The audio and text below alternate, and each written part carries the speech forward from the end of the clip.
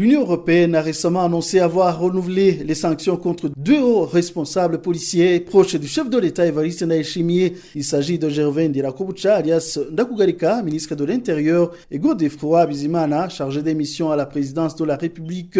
L'Union européenne avait adopté en octobre 2015 des sanctions contre 4 Burundais impliqués dans la répression contre les manifestants qui s'opposaient à un 3e mandat du président Pierre Nkurunziza.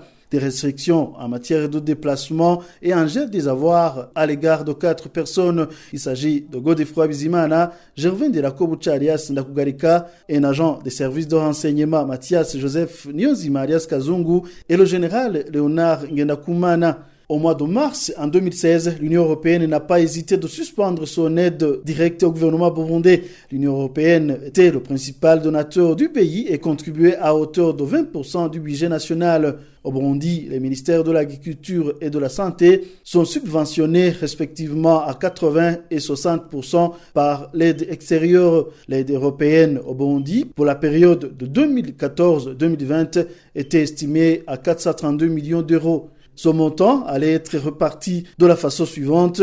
L'appui au développement rural durable pour la nutrition devrait avoir une somme de 80 millions d'euros et 87 millions d'euros allait couvrir le secteur de la santé. La consolidation de l'état de droit et sortie de la fragilité allait recevoir 143 millions d'euros. 105 millions d'euros étaient prévus pour le secteur de l'énergie. L'appui à la société civile burundaise était alloué à 7 millions d'euros et d'autres mesures d'appui estimées à 10 millions d'euros.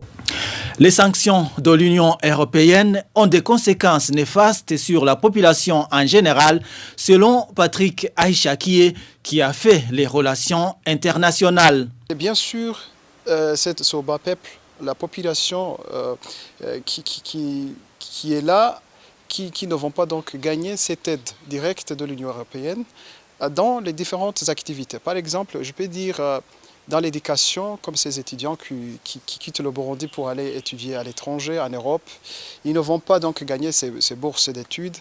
Il y a aussi sur le système de métier de la paix, il y a l'Union européenne qui aide dans le métier de la paix, qui aide les militaires burundais, c'est-à-dire aussi qu'ils vont perdre donc cette aide de l'Union européenne. Et là, ça sera une catastrophe sur la question économique, mais aussi dans le développement.